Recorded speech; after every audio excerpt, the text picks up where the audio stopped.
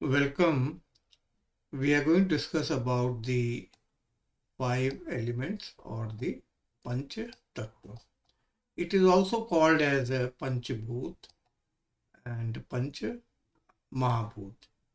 Now, the reference to the five elements is can be found in almost all the traditions. You can find it in Buddhism, Vedanta, Yoga, Vastu, Zen, astrology, Jyotish, mantra and ayurveda and many others.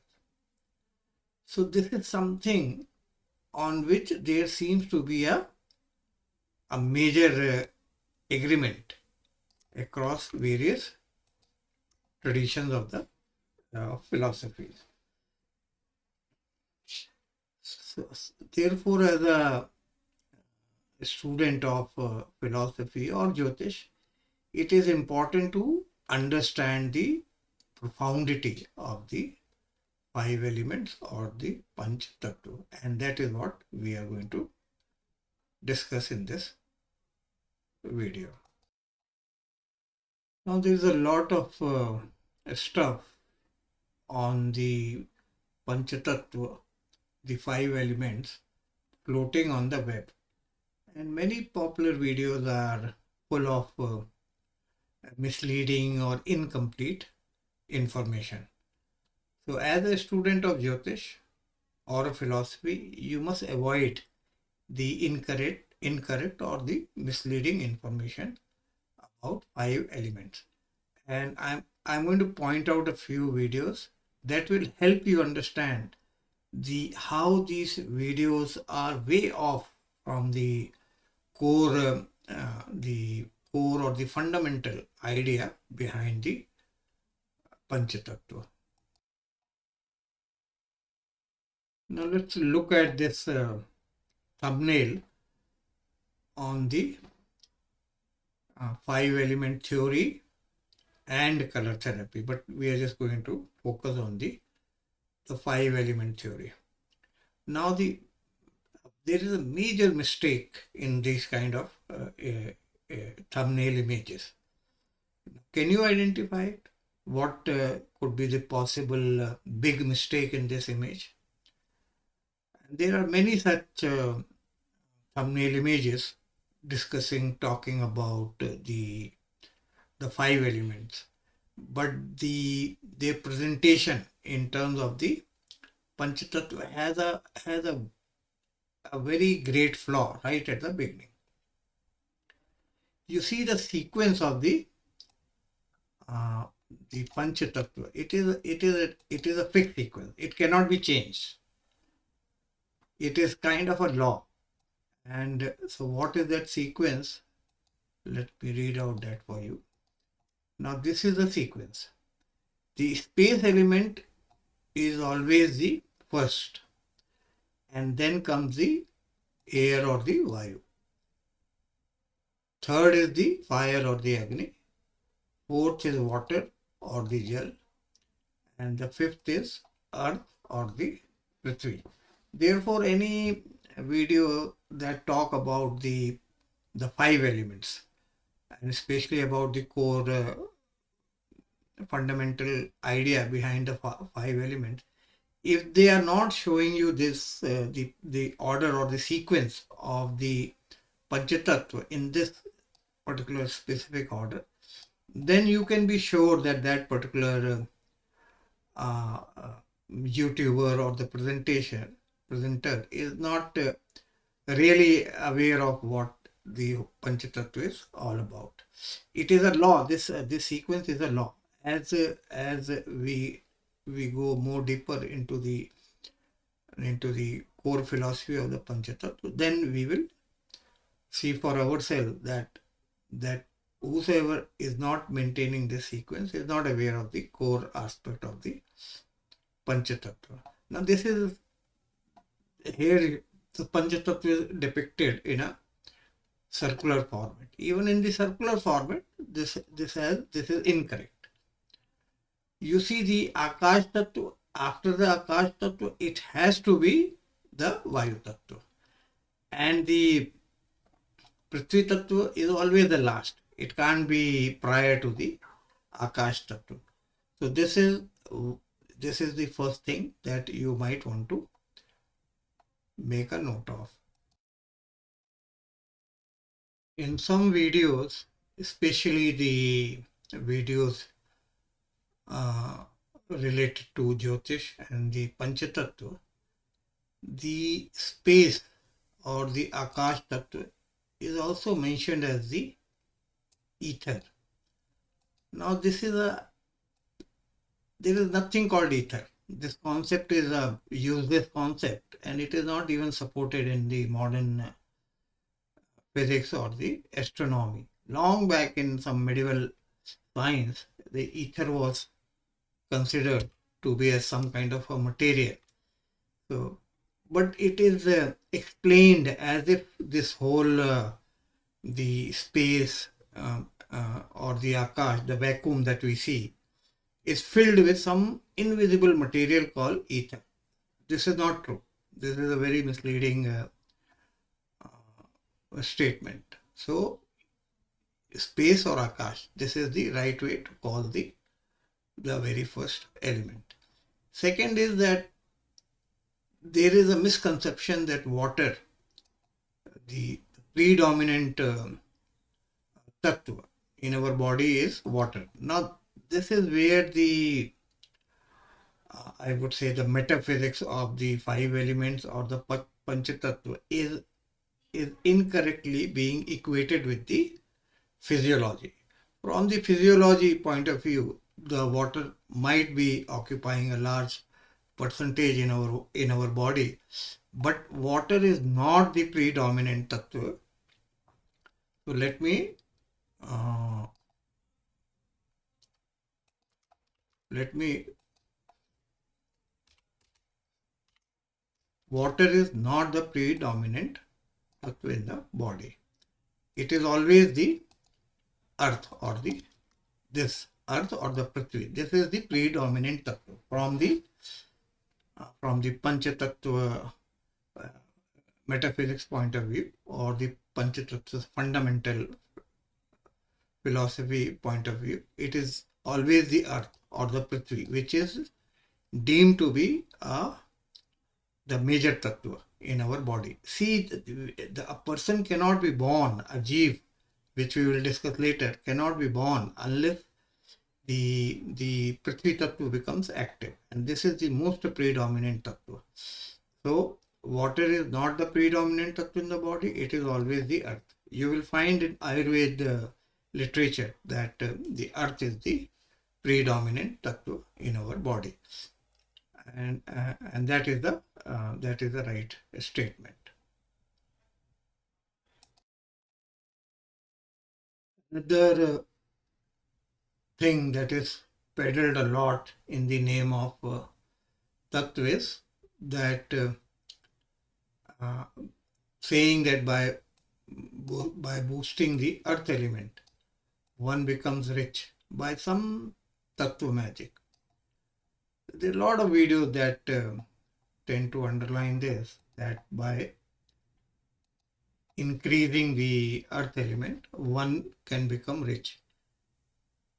In a way, this is a correct statement, but the way this is presented, as if there is some witchcraft or a magic, and by just increasing the earth element, some dramatic, some miracle will happen, and a person will start acquiring money and cash. This is misleading. This is not true. When you understand the properties of these elements later in this video, then you will have a better understanding that why it is said that by boosting the earth element, one becomes rich. We will discuss this later in this video. But as of now, these kind of dramatic, I would say, thumbnail claiming that just by increasing the earth element, one becomes rich is incorrect, is very misleading. Some of these videos where the five elements have been equated with the vastu, there you will find some suggestions about uh, structural changes, like putting more stone, rocks, bricks, concrete, things that represent the Prithvi element, and thereby assuming that this will create stability in life, career, relations, or it will bring some kind of a long-term stability. This is not true. And when we discuss all these each of these tattva in detail, then you will realize that these are not correct statements. As a student of Jyotish or the astrology, have you ever wondered why no zodiac sign is representing the element of space? The 12 signs, they are divided in into four elements. So for the Agni element, you have the Aries, right? Aries. For the Agni, you have Aries, Leo, and Sagittarius. Then for the Prithvi, you have Taurus, Virgo, and Capricorn. For Vayu, you have Gemini, Libra, and Aquarius, and the Jal Tattva is Cancer, Scorpio, and Pisces. Now, in this distribution, you will see that no sign has been attached to the element of space. The space or the Akash is missing. Have you ever wondered it? When you watch these videos, you will have no explanation why space or the Akash Tattva has not been associated with any zodiac sign. And the reason is that unless you have a fairly decent understanding of the core philosophy of the Pancha Tattva, you will have no clue. And many of these people who talk about the elements in the astrology, if you ask them that why space or the Akash Tattva is missing, they might murmur something which will not convince, at least not me. So we will also look into why the Akash or the space Tattva sign is missing in the Jyotish. There are a good number of videos sermonizing on how to balance five elements. But you might want to rethink about balancing the five elements. We'll discuss this later, but I can tell you that if you want to become filthy rich in life, or if you want to do something outstanding, some path breaking thing, some innovative stuff in any creative field, then the balancing five element is not going to help you. Then the imbalance will only help you. This also we will discuss later. And the last but not the least are the videos that tend to trivialize the whole profound philosophy of the five elements or the Pancha Tattva.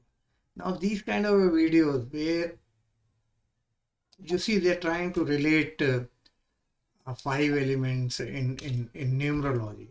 Now these videos you should avoid at any cost, and they can be very misleading for the beginners in the people who are trying to understand the concept of the Panchatattva. So I will call these videos as an exercise in absurd imagination and created out of some fanciful and very dumb idea. And they completely undermine the profound signification of the Tattva or the five elements. Like I mentioned that a reference to the tattva is found across all major philosophies of the world. So obviously, this is something very profound. So let's first look at the some textbook definition of what the Panch Tattva is. Let's take a look at the what this particular website has to say about the five elements or the Panch Tattva. Now, as I scroll this page, first I notice this some out of this world kind of a cosmic phenomena, an image that tends to depict that cosmic phenomena. And okay, so here is the definition. The five great elements are present in all states of matter, in all beings, in every cell of every organism, in the entire cosmos. Now this is a quite a loaded kind of a definition. But like I mentioned that since the Pancha Tattva finds its place in so many philosophies, so the definition of the Pancha Tattva was bound to be loaded. So here is one. And later on we see the author has mentioned the Pancha Tattva. Now you see this word ether again appearing here. So I'm pretty sure this there's hardly any meaningful text, but I'm going to copy paste this particular textbook kind of a definition, and we will discuss around this particular definition. Now we copied and pasted the textbook kind of a definition of Panch Tattva from that website. This definition is not very helpful. It's very kind of an abstract, and you will not be able to make much out of these kind of definitions. There is a reason why the five elements are glorified in such a kind of a definition. But these definitions will not take us places. So we need a more simple kind of an explanation. So let's look into the core of what the five elements are all about. Now I want you to sit up and take notice of this particular table. This is what is going to help you understand the core idea, the very fundamentals of what the five elements are all about. This is a simple table. This is the elements, the way they appear, the space, air, fire, water, and the earth. And with the rising of each element, there is something called tanmatra. Like I call it as property, but the right word is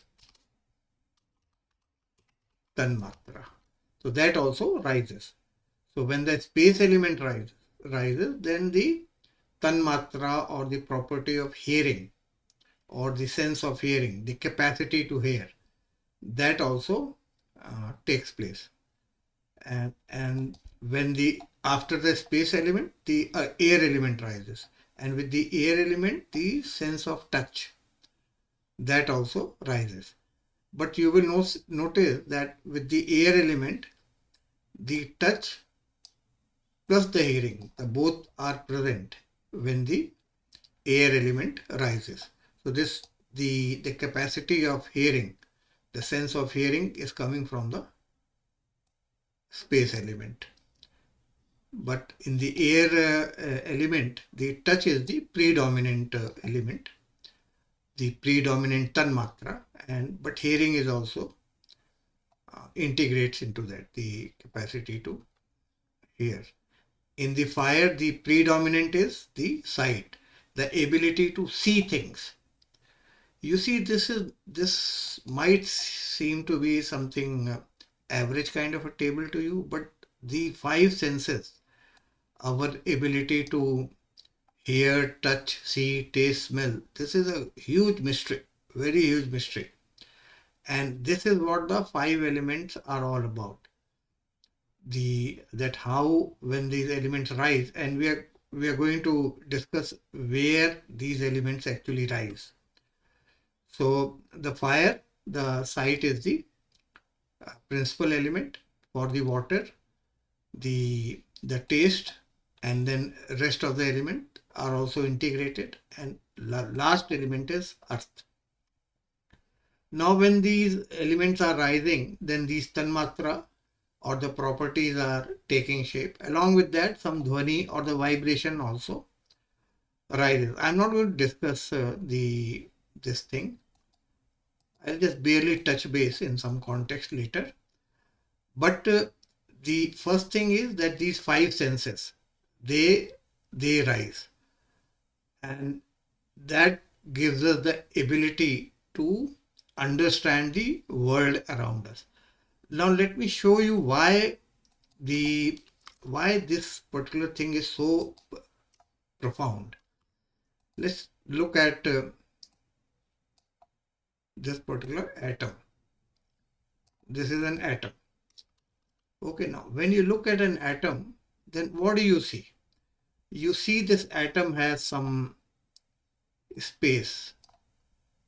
So this whole feeling of atom has space is actually coming, from this particular element, the space or the Akash Tattva. Then you also see there is some kind of a movement happening within this atom.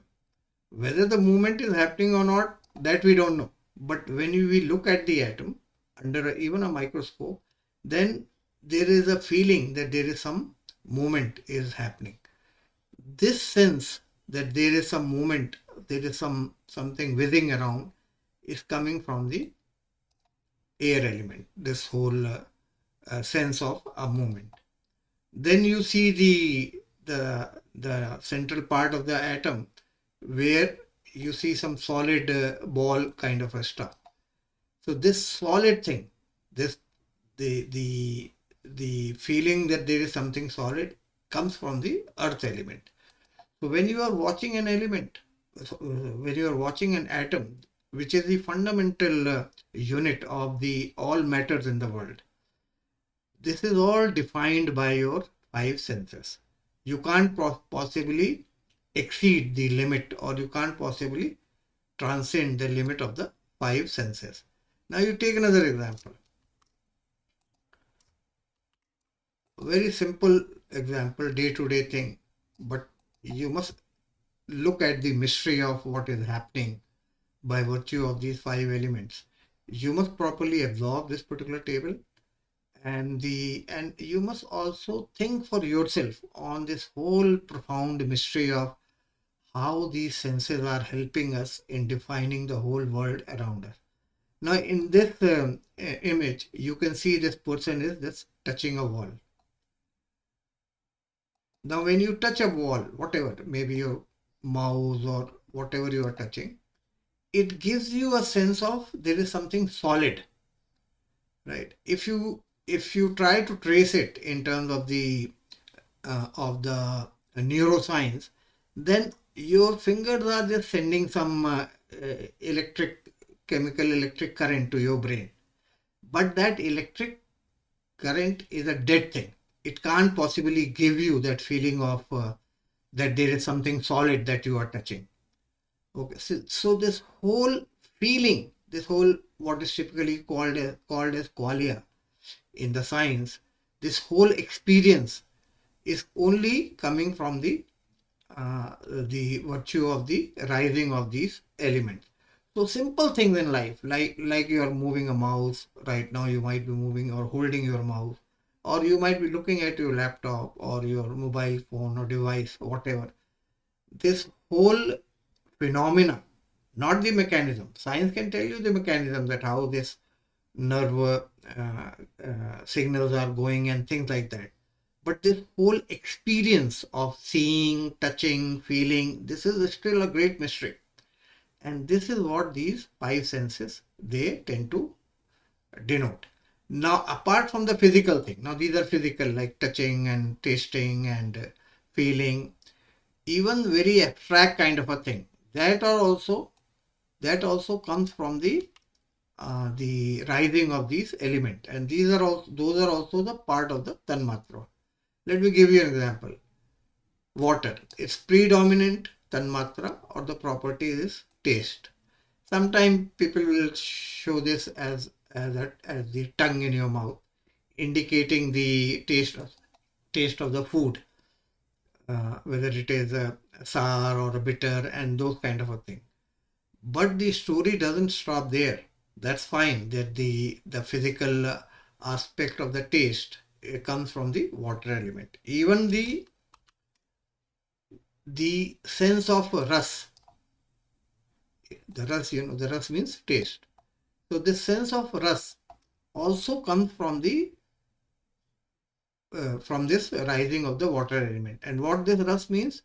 Ras even means when you go and watch a movie, or when you go and watch maybe a classical dance, and there you find ras or you don't find ras.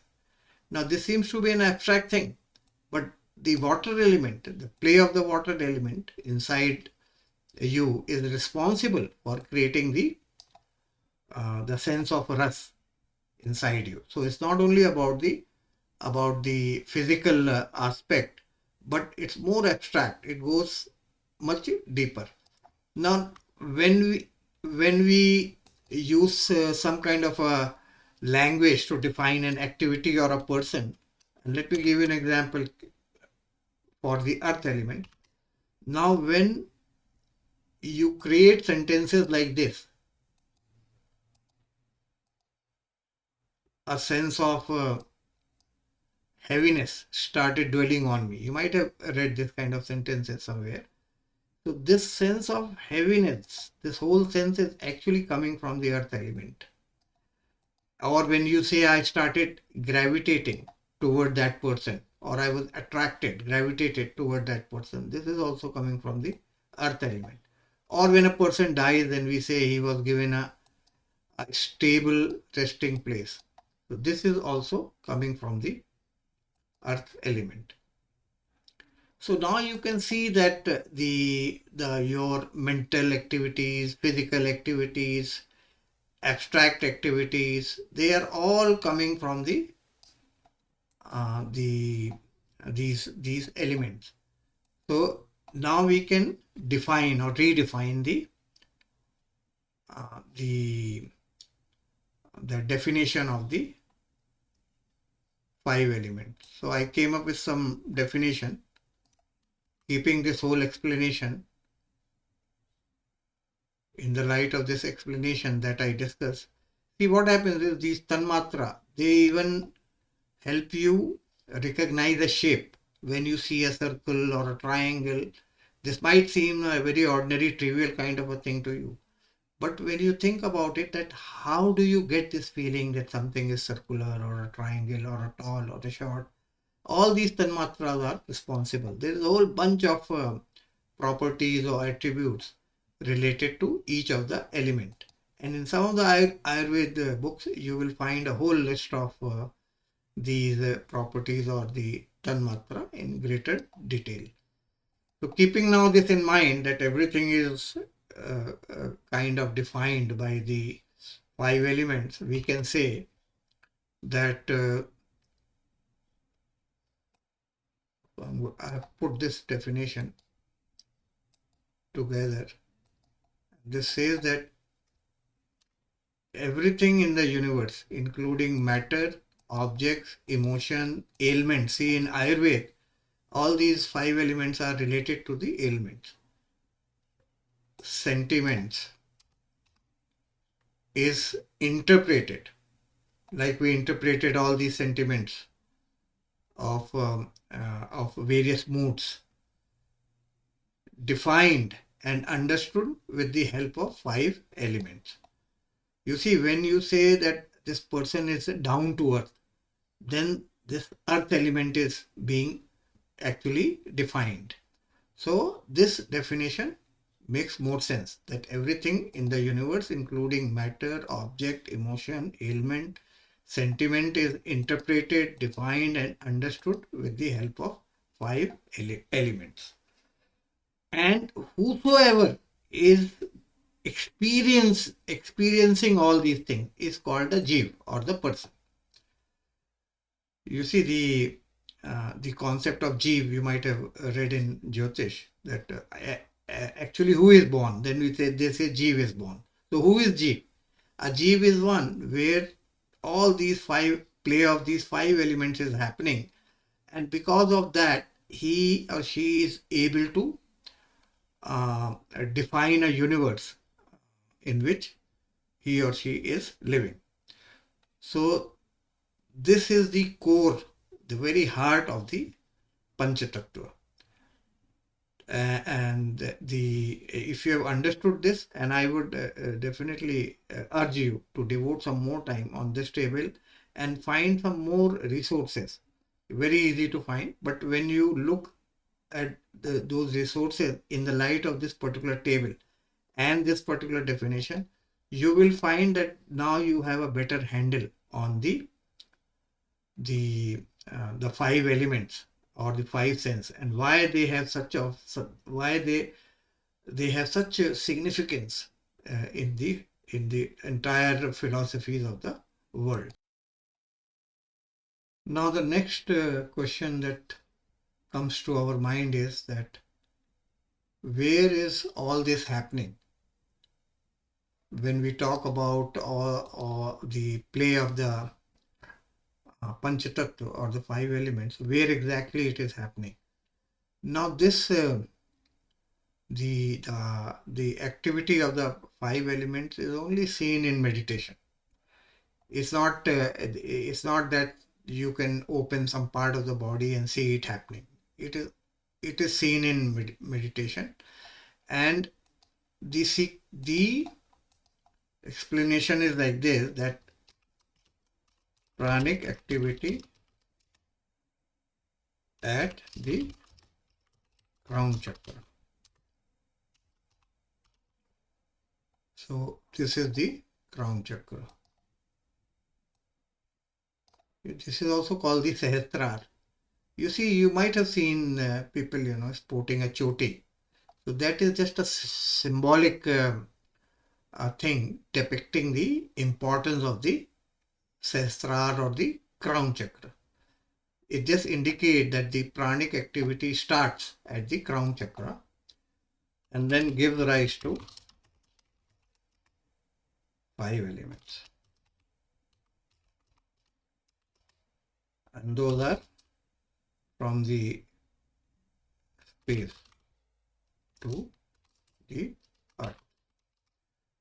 So this is the sequence. The pranic activity at the crown chakra, which is also called the Sahasrara, gives rise to five elements. So all this whole metaphysical concept of the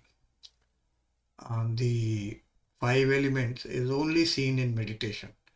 Now, if you try to open this part of the brain by doing some surgery, you are not going to find earth or water or anything over there. You will find the brain as it is shown by the science. So this is all seen in the meditation. This was seen by the Rishi Munis, and this has been experienced by so many enlightened people from all different part of the world and culture.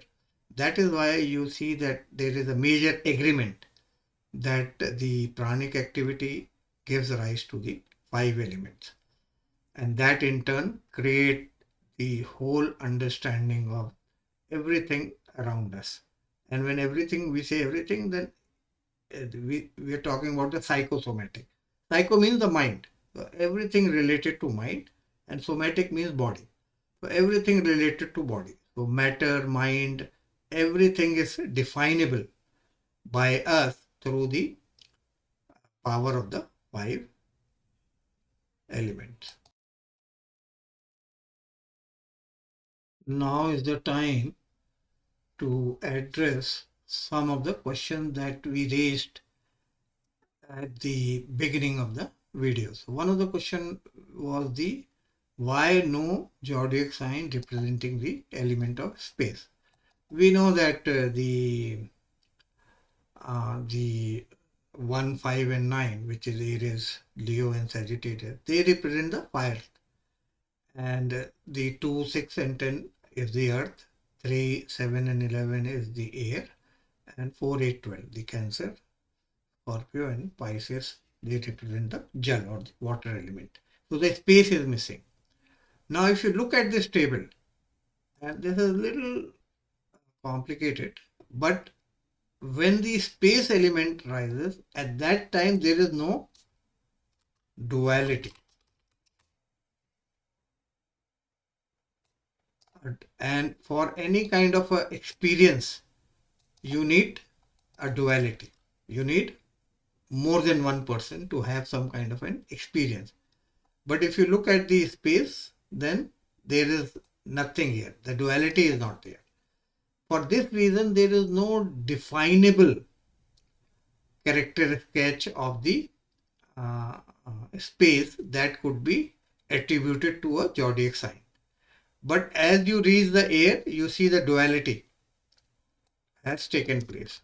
The moment the duality has taken place, now all the tanmatra or properties that are attributed to a specific element that can now be equated with a personality, or usually this is called a jeev.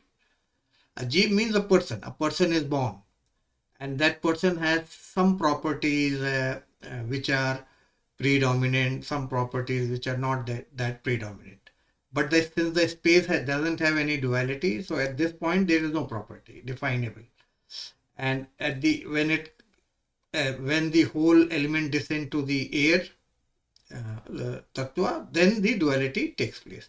That's why you have the air being represented by the Gemini, Libra and the Aquarius, and then fire is 159 and the water is 2, 4, 8, 12 and the earth is 2, 6 and 10. Now you understand. I hope you understand. You have to understand the concept of dvayat and advayat, duality and non-duality. But this table I think will give you some idea about why the space is missing and no zodiac sign is associated with the space element. So this is one explanation. Now this is another question that we raised at the beginning, that by boosting the earth element, there is an inflow of money, as if by some magic or witchcraft, the money will suddenly increase. And at that time I said that this is true. This statement is true, that the earth element has something to do with money. But the way this has been explained, it creates more like it gives that witchcraft kind of a feeling to the earth element. So let me explain you. You have seen that table that we discussed about the tanmatra of the table. Now what happens is, these earth elements, if you look at the character sketch or the properties or the attribute of the earth element, then what do you find? That earth element persons are grounded, they are practical, they are called down to earth, and they are drawn to money. All these things help a person in being a good manager of money. One will have an inclination or a natural flavor or an aptitude to earn money or be drawn towards the money. So that is what is meant by when they say that if the earth element is strong, then that person will be grounded down to earth and he will be a good money manager. You see, if you look in Jyotish also, especially in the Krishnamurti Paddhati, then you see for money matters, the Professor Krishnamurti has mentioned the significance of the 2, 2nd, 6th and the 10th house. 2, 6, 10 is nothing but the Prithvi element. If you look at the 2, 6, 10, then 2, 6, 10 is Taurus, Virgo and Capricorn. So they represent the Prithvi element. And in Krishnamurti Paddhati, the significators of the 2, 6, 10, if they are strong, then a person is able to make good amount of money. So this is how this earth element is associated with money. Now the thing is, what do a person need to do if he or she has to boost the earth element? And there is no doubt, when you boost the earth element, then your mind will get oriented towards material things. You will be drawn toward new business ideas, and some new enterprising thing might occur in your mind, and that might translate into some business or a profit making venture. So for that, the best thing is to do the Prithvi Mudra. If you look at this particular Prithvi Mudra on YouTube, you will come across some videos where they have explained how to do the Prithvi Mudra. Prithvi Mudra, and of course in the Ayurveda, when they see that there is a lack of or deficiency of the earth element, then the Ayurveda has its own set of the Ayurvedic medicines to boost the Prithvi Mudra. So you have to keep this in mind, that by doing all these things, by putting these concrete or stone and all these things, this is not going to help you. You have to increase the Prithvi Tattva, the element that gives you the confidence inside you to do business. The Prithvi Tattva is also for the stability. You see this thumbnail image that says stability in life, okay, career and relations. This sense of stability comes when you have a good presence of earth element inside you. Earth element gives you a tendency to bond and to get into long-term relationship or to be stable at one place. That's what is meant by to be stable in life, career and the relation. So you have to strengthen the Prithvi Tattva, and that will definitely help you in orienting your mind towards the money related matter. The balancing of the 5 elements has more to do with spiritual practice rather than any worldly accomplishment. So if you want to go into meditation, samadhi, those kind of a thing, then you might want to look into the balancing the 5 elements. Now there are two parts of balancing the 5 elements. One is in the Ayurveda, where if the tattvas are not properly balanced, then there is some ailment in the body, some disease or something. So that's more like a physical thing. But mentally balancing the 5 elements, I don't think it is possible, because it is not an effort. It is more like a byproduct. Means you do meditation and the 5 elements get balanced. It's not that you balance the 5 elements and the meditation happens. It's not like that. The meditation comes first and the balancing of the 5 elements will happen as a byproduct. Now you have to also look into, when you're trying to attempt these balancing of the 5 elements, you have to consider that what exactly are you trying to expect See, if you want to be a good money manager, then your Prithvi element should be strong. You don't have to balance it. It has to be predominant. It has to be strong.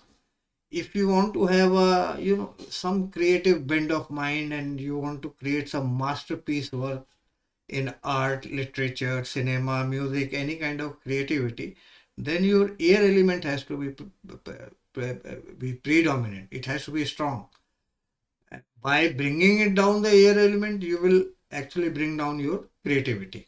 Similarly, if you have a liking for the spiritual life, then your water element need to be strong. If your water element is not strong, then your inclination for the spiritual life will be just kind of superficial. It will lack that depth.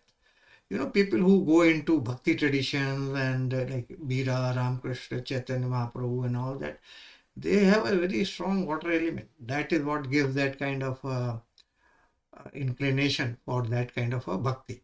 So you can't have both the things. You can't possibly say, oh, I want all these worldly accomplishment, achievement, and at the same time I want to balance the five tattva. No, it's not possible. You can't have the cake and eat it too.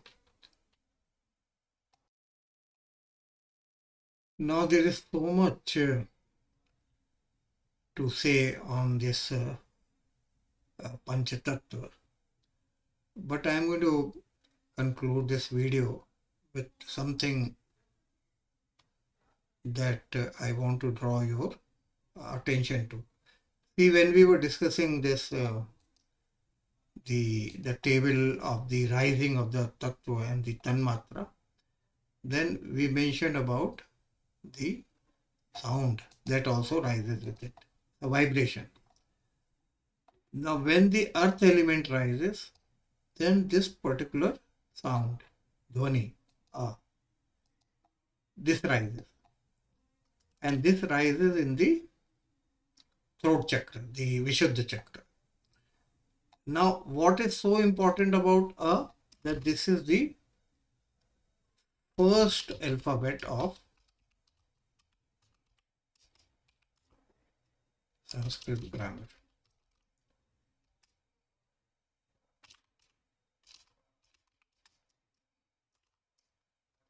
So, is the first alphabet of Sanskrit Varnamala. This is the very first alphabet is not by any design. This is not artificial. This is related to the rising of the five element. In some video where I will discuss about the Namkaran part in the Jyotish, and there I will have some more to say about the this particular column, the dhvani or the sound. So the idea is that the all these Atma Tattva, Aham Tattva, Pancha Tattva, Bhasha Tattva, they are all interrelated. They are not like sitting in their own isolation. Atma Tattva is something more profound, so we leave that out. Aham Tattva means the one that gives you the feeling of I. That's what is meant by Aham Tattva. And from this Aham Tattva, the word Ahankar comes. Ahankar doesn't mean ego. Ahankar doesn't mean a person who is hot-tempered. Ahankar means the structure of I. Aham, Akar. Aham means I. Akar means structure. So the structure of I is dependent or definable by the Panchatattva, and this Panchatattva in turn has a deep relation with the Bhasha Tattva. This first sound which is produced at the throat, and that becomes the first alphabet of the Sanskrit Varnamala. So as a part of the concluding remark, my idea was to impress upon you that the Panchatattva, Panch Mahabhut, Panchabhut, five element, this is not a trivial kind of a thing. This is such a profound philosophy. More you read about it, more you will be amazed and you will want to learn and read more about it, because this has something to do with your own personality. I also wanted to discuss something on the Tattva and Jyotish, but I think it will make this video very long. So maybe in some other separate video, I will discuss this. Thanks for watching.